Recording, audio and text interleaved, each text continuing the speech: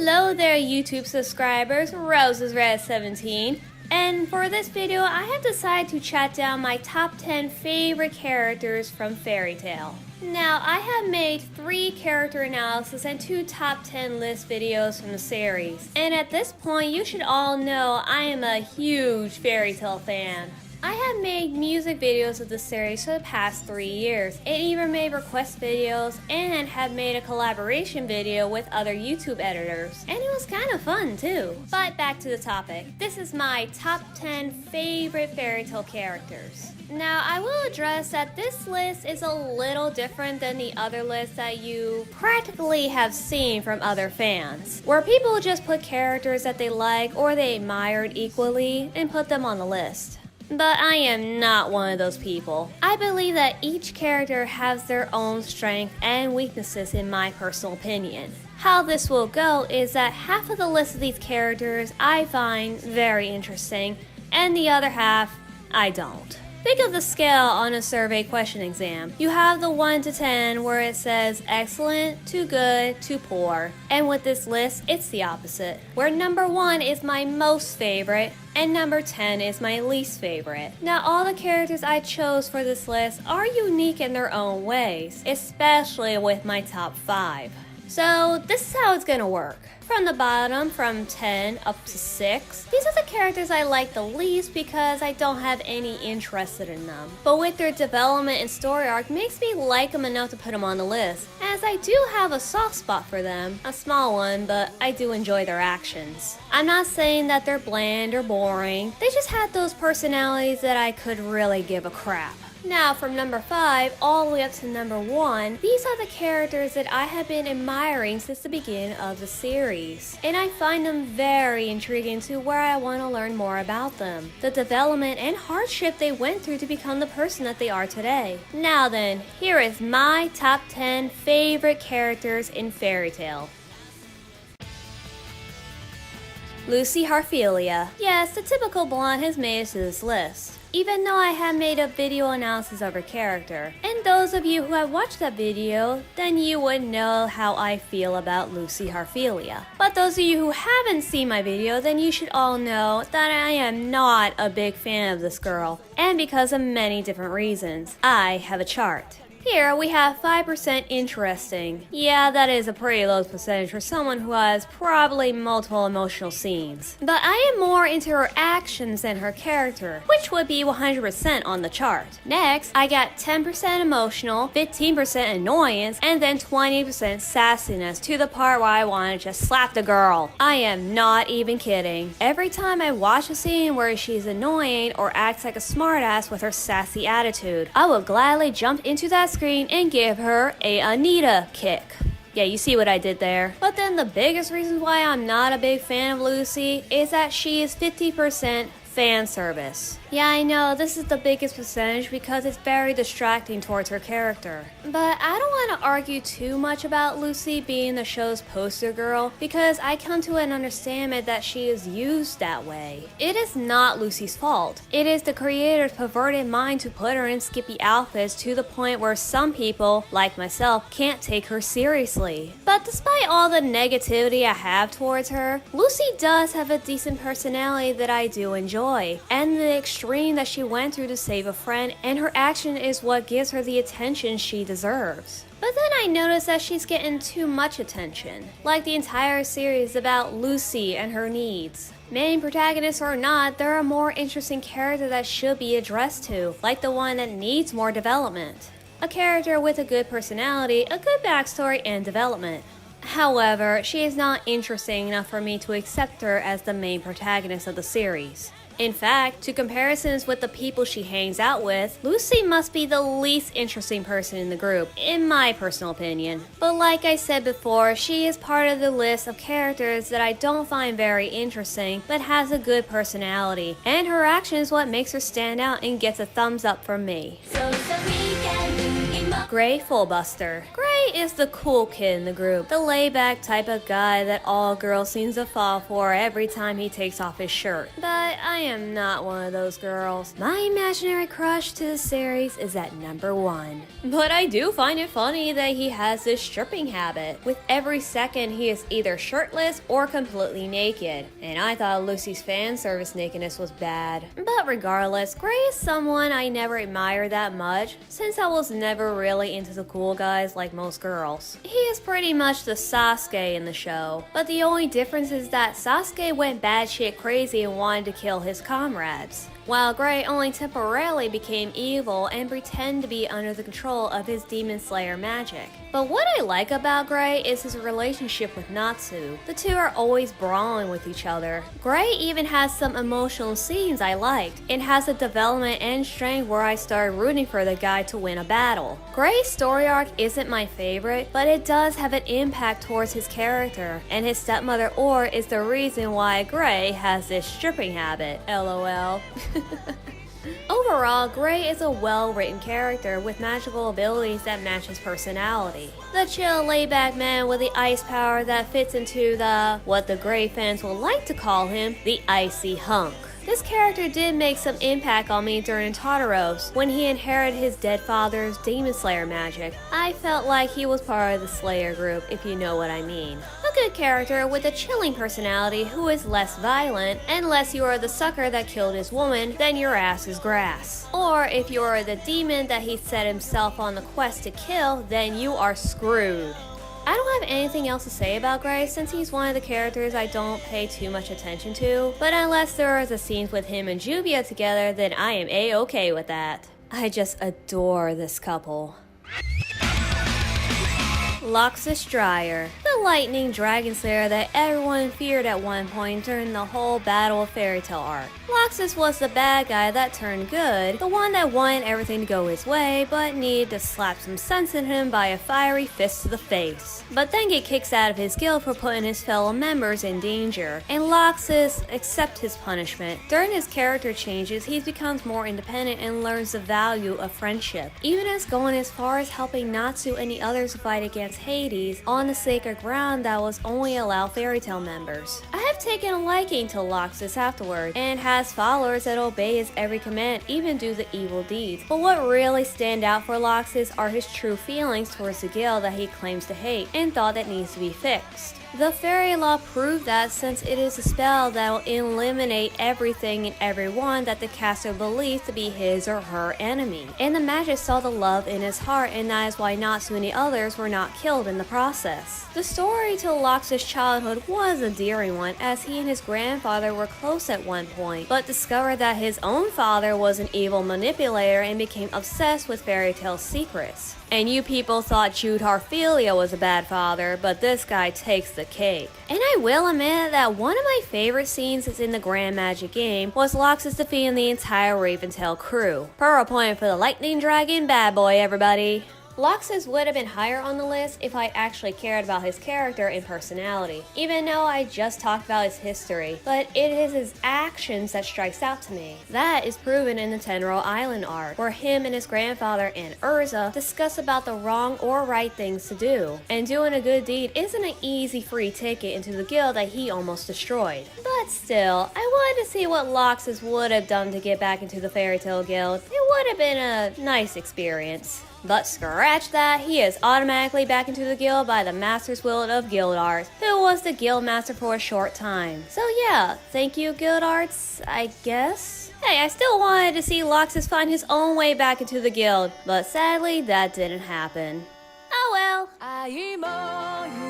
Wendy Marvel, the little sky dragon slayer that some fans seem to adore and is the youngest in Natsu's group, with her little friend Carla. When I first saw Wendy, I thought she'd be a bit of a nuisance, but as her character grows, she becomes a little bit more mature. This young dragon slayer may be small, but she could still kick your ass. Wendy is one of the few with the most changes, and the growth of her character is what makes her a badass. What I like most about Wendy is her free will to help others with her sky magic that has the ability to heal, which comes in handy for the guild who has the most reckless maniacs who would drive into a pit of fire. Wendy is like the little sister to Natsu and the others. Her relationship towards them helps her overall the fear of feeling useless since she was first stepped on screen. But her determination of getting stronger and willing to fight alongside Natsu impact her character and her actions. Wendy went from the shy little girl into a strong fairy tale wizard with the gust of the wind that'll blow you away if you get too close. Overall, this is another person that I was thinking about putting in the top 5 because Wendy is kind of an interesting character. But then there's one major issue, and that is her age.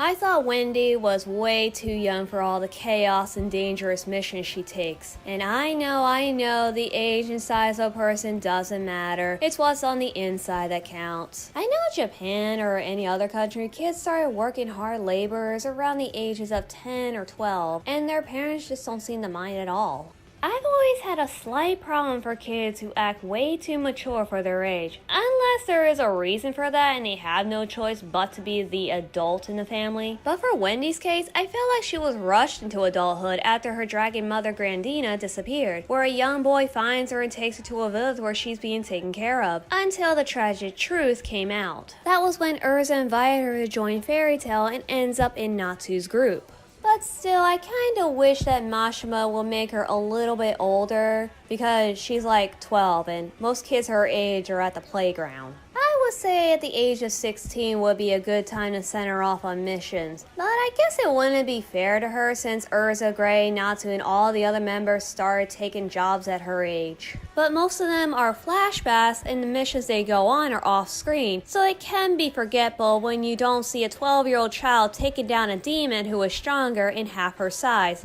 but I digress. No matter the age, Wendy's still the air-eating badass little girl who can still pull a punch. Altair Melviz, another bad character that turned good after a heart-filled battle from a member of the Fairy Tail Guild. Altair is one of those antagonists with a traumatizing backstory that makes me feel sorry for her, and the horrible crimes she committed makes her one of the most memorable villains in the series. Altair felt abandonment towards her mother, thinking that she wasn't loved and becomes a test subject for an evil organization and felt nothing but pain.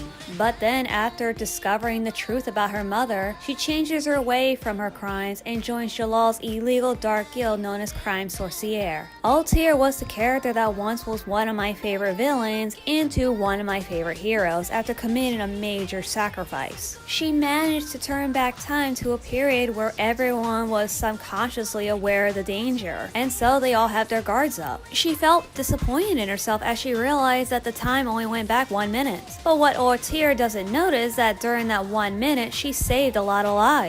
So yeah, for a point for Altair, this character was very close to being in my top 5, since both of her character and actions fascinated me. But then I decided to put her in between the lines. I thought Altair fit perfectly to balance out the scale between the interesting and the non-interesting characters. Her action speaks volume, as she has the ability with time itself, and she was also the reason for Jalal's misfortune, creating ideas in his head making him think about resurrecting the Dark Lord Zera. But after the incident with Gray and discovering the truth about her mother, Altair went through a huge change in her character despite the sins of her past. She was ready to give up her life to save the people that she developed feelings to. And in my personal opinion, this woman is the true hero that saved the world.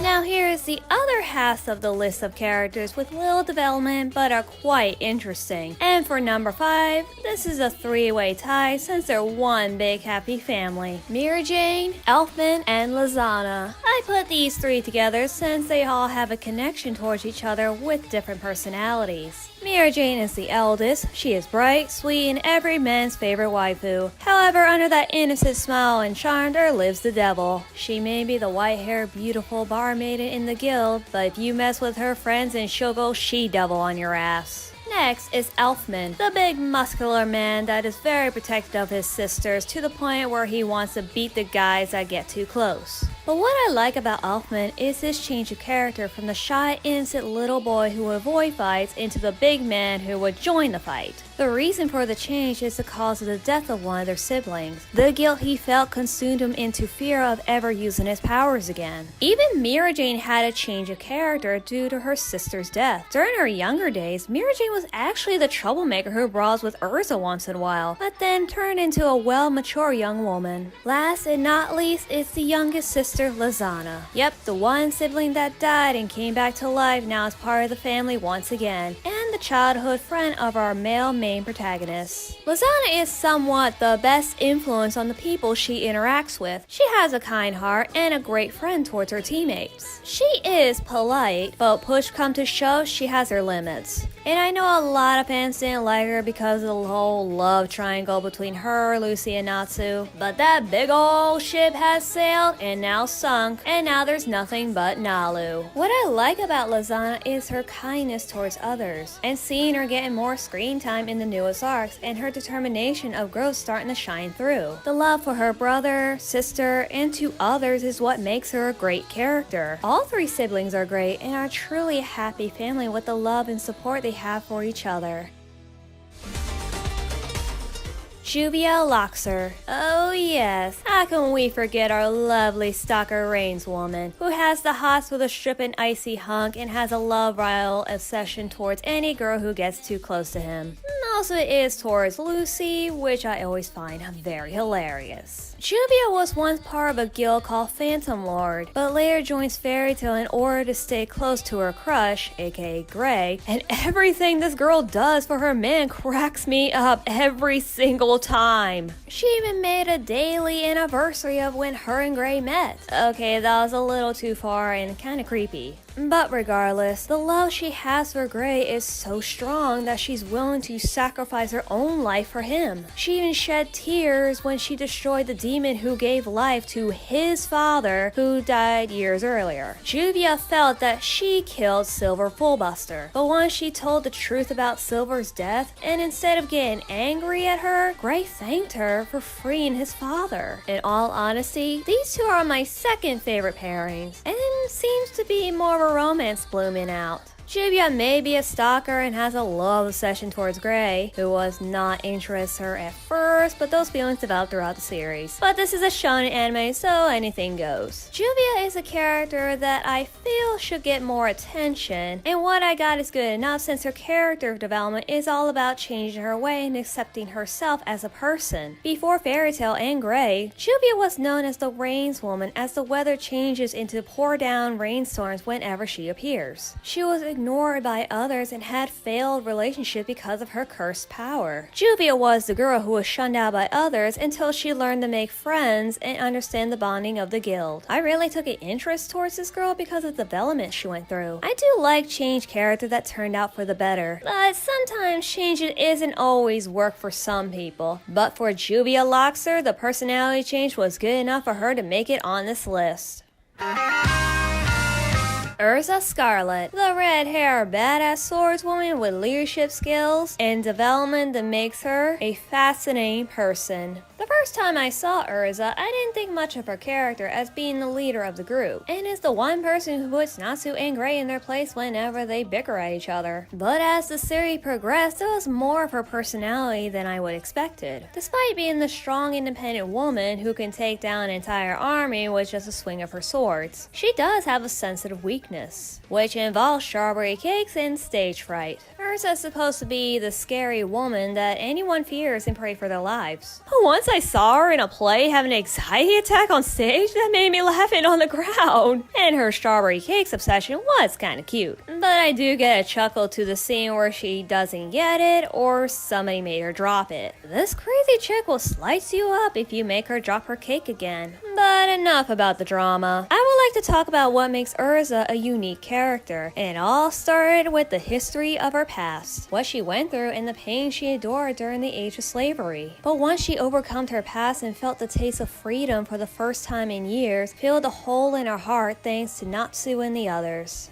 Urza was always strong, but over the incident with the Tower of Heaven made her more valuable to life than death, as she felt trapped in the armor she wears and is willing to die for her friends. The more you feel for your friends, the stronger you become. Oh yeah, I keep forgetting that this is the one anime that has a power of friendship cliche written all over it. But I never thought of it as a bad cliche, just one that's been overused in the shonen anime. But back to Urza. What else can I say about her? She's beautiful, strong, a great leader, and sometimes can be funny. She's like the older sister to Natsu and Gray and embraced them and telling them how much she loves them both. But of course, she had to stop their craziness first, and then she tells them how she feels. That scene was widely sick. Yukino Agria, a celestial wizard with the same caring and potential that Lucy possesses. And I said this once and I'll say it again. Yukino is a better celestial wizard than Lucy. So all of you Lucy fans out there, please don't get offended, because I do believe that Lucy is the strongest celestial wizard because of the unbreakable bond she has with her spirits. But her lack of skill is underdeveloped, and the spell she learns was given to her by luck, and that includes the spell of the stars and the star dress. Okay, I'm not going to lie, she did deserve that power up during the Totoro's arc, so I give her a pass on that one. But in Yukino's case, you can tell by her strategy and fighting style that she had times of training, even after she lost the battle to Kagura in the Grand Magic Games. Yukino was willing to give Lucy her golden keys because she felt she wasn't worthy of having powerful spirits. But Lucy suggests that Yukino should keep her spirits and consider them more than just tools. I am going to make a note here and say, this is one of the few moments that Lucy's word felt justified to me. But back to Yukino. Lucy seemed amazed by Yukino's suggested ways of using her spirits inside the underground dungeon after joining the Royal Guards. How she knows the secrets of her spirit's true form, which is the Gate of the Two Fish. She also developed combat skills in order to defend herself more often and save her magic. Yeah, Yukino didn't gain the Star Dress ability, and to save up her magic power, she had to send her spirits back to the celestial world. So this is the best she could do. But it would have been interesting if Yukino did gain the Star Dress ability. If that happened, it would have been pretty cool. In fact, I designed the Star Dress of Libra and Pisces for my fanfiction story, The Celestial Prince. But sadly, I doubt that, since Yukino is just a secondary character and all the cool upgrades and casting powerful spells go to the main female protagonist. Besides, the series is over and I doubt I'll see Yukino in the 100-year quest. But I will agree that Yukino does get some credit for the stuff she's done while the show lasted. She suggested that her and Lucy used their keys to close the Eclipse Gate, and in the filler arc, Yukino noticed that her keys were not summoning her spirits, and ran to Fairy Tail to warn Lucy. There was a lot of character development towards Yukino in that filler arc. In fact, she was more useful there. But regardless, Yukino's personality is what I like the most. She is patient, smart, and rushes into battle only when it's necessary. And her curiosity towards certain events, and not knowing it was a joke, makes me giggle. It's kind of funny that some people take things literally. I wish Yukino had more screen time and having her getting a power-up of some source. But for what I got, it will do. Overall, Yukino will always be an interesting character to me, and seeing her grow in the series. Also, not to mention, she is less annoying than the other Celestial Wizard. So yeah, that is one other reason why I like Yukino better. Alright then, before we get to number 1, here are some honorable mentions.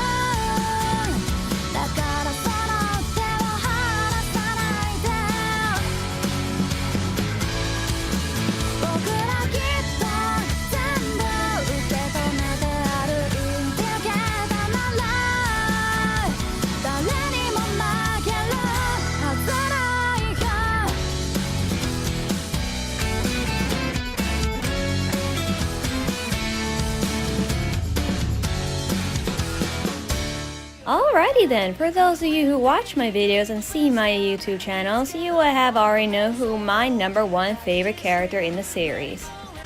The sharks are getting hungry, are they? Well then I'm gonna grill something up real good for them! Fire Dragon! Oh yeah, you all knew this was coming.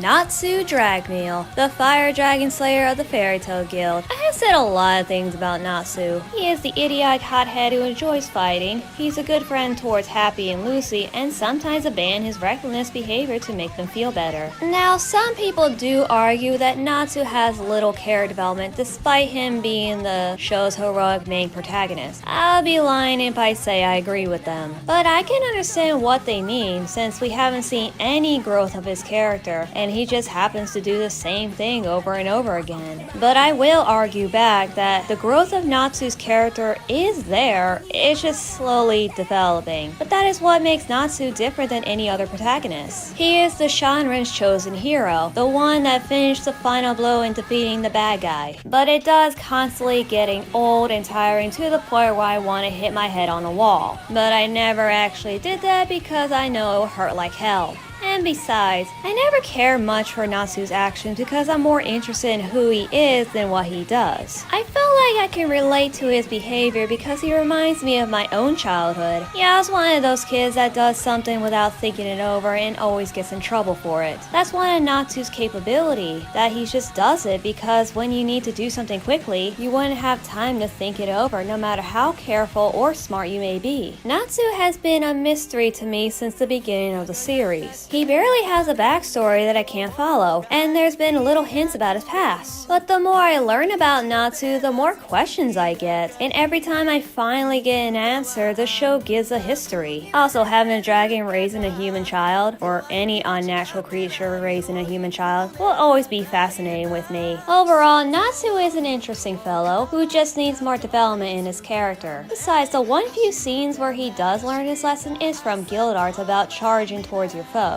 There was another time when he left the guild to go train for a year and comes back super strong with his one-shot attacks and a power-up that he gained from his Dragonfire that he fought against Xerath. I know Natsu gets too many power-ups in a short amount of time that he gets from his friends and the power of friendship and feelings and blah blah blah. But what makes this one different is that the power from the dead might be the perfect weapon to beat against someone who is immortal. But in the end, it was his fearless, fiery passion that brought down the Black Wizard. I would love to learn more about Natsu's character in the near future of the 100-Year Quest, because what the original series gave me, I felt like it wasn't enough. Because the show has more focus on the character development towards his partner Lucy, which I said before, she gets way too much attention. But her action is what I like about her and was put on the list. Natsu is the opposite. I am more interested in his character and history than his actions. Overall, Natsu Dragmeal is and will always be my most favorite character in Fairy Tail.